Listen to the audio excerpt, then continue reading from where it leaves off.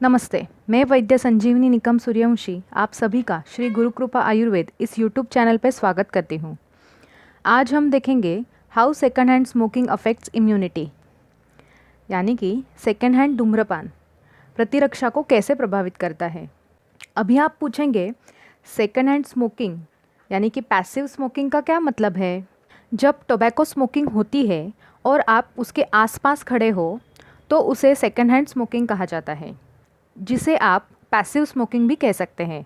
उदाहरण के लिए पार्टियां या फिर सार्वजनिक समारोह में आप धूम्रपान करने वाले लोगों के साथ घुल मिल रहे होते हैं।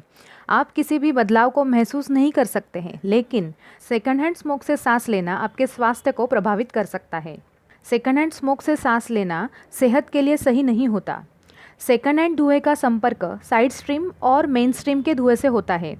सिगरेट, सिगार या फिर पाइप जैसे तंबाकू उत्पादकों को जलाने से साइड स्ट्रीम स्मोक निकलता है, और एक व्यक्ति जब भी स्मोकिंग करता है और वापस ब्रीद आउट करता है तभी जो स्मोक निकलता है उसे मेन स्ट्रीम स्मोक कहते हैं। दोनों यानी कि साइड स्ट्रीम और मेन स्ट्रीम स्रोत हानिकारक रसायनों को हवा में छोड़ते हैं जो नॉन स्मोकर्स को प्रभावित करते हैं। जलते निकोटिन उत्पादकों से निकलने वाले सभी धुएं में हानिकारक रसायन यानी कि टॉक्सिन्स होते हैं। यहाँ तक कि धूम्रपान करने वाले लोगों के नज़दीक रहने के कारण नॉन स्मोकर्स भी इन विषाक्त पदार्थों से सांस लेते हैं। सिगरेट, सिगार या फिर पाइप के किनारे से साइड स्ट्रीम स्मोक अनफिल्टर्ड निकलता है। इसमें मेन स्ट्रीम की स्मोक की तुलना में अधिक हानिकारक विषाक्त पदार्थ होते हैं। अभी आप पूछेंगे second hand smoke non smoker को कैसे प्रभावित करता है।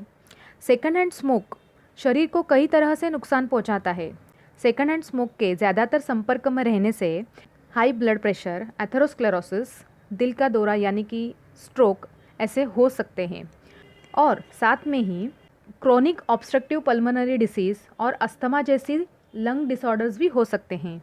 ब्रेन, मूत्राशय यानी कि ब्लैडर, एब्डोमेन या फिर इंटेस्टाइन का कैंसर या फिर ब्रेस्ट कैंसर या फिर फेफड़ों का कैंसर, ऐसे कैंसर के जोखिम बढ़ते हैं। सेकंड हैंड स्मोक के संपर्क में अगर बच्चे आते हैं तो उनको भी बार बार खांसी आना, छींकना, सांस लेने में तकलीफ़ होना, या बार बार कोई भी इन्फेक्शन होना, या बार बार कोई भी अधिक गंभीर बीमारी होना, या फिर अस्थमा का दौरा पड़ना, ऐसे लक्षण दिखाई दे सकते हैं। साथ ही रेस्पिरेटरी इन्फेक्शंस भी हो सकते हैं, जैसे कि ब्रोंकाइटिस, न्यूमोनिया। आँखों को भी नुकसान होता है और दांतों में सड़न भी हो सकती है। साथ ही लर्निंग और बिहेवियर प्रॉब्लम्स भी हो सकते हैं, और सडन इन्फेंट डेथ सिंड्रोम भी हो सकता है। अभी हम जानेंगे कि सेकंड हैंड स्मोक के नुकसान का अधिक खतरा किसको है। सेकंड हैंड स्मोक किसी को भी प्रभावित करता है, लेकिन कुछ समूहों में धूम्रपान का जोखिम अधिक होता है, जैसे कि सर्विस इंडस्ट्री वर्कर, उदाहरण के तौर पर रेस्टोरेंट सर्वर या फिर बारटेंडर। धूम्रपान करने वाले समूहों के पास काम करने वाला कोई भी व्यक्ति सेकंड हैंड स्मोक से बचने में असमर्थ हो सकता है। अभी हम जानेंगे सेकंड हैंड स्मोक से प्रेग्नेंट वुमन को क्या अफेक्ट हो सकता है। Second hand smoke unborn foetus और उसकी माता को प्रभावित करता है। सेकंड हैंड स्मोक की वजह से बच्चे के लिए उपलब्ध ऑक्सीजन की मात्रा कम हो जाती है, और उस वजह से गर्भ की हृदय की गति बढ़ सकती है, या फिर जन्म के बाद बच्चे का वज़न कम होता है।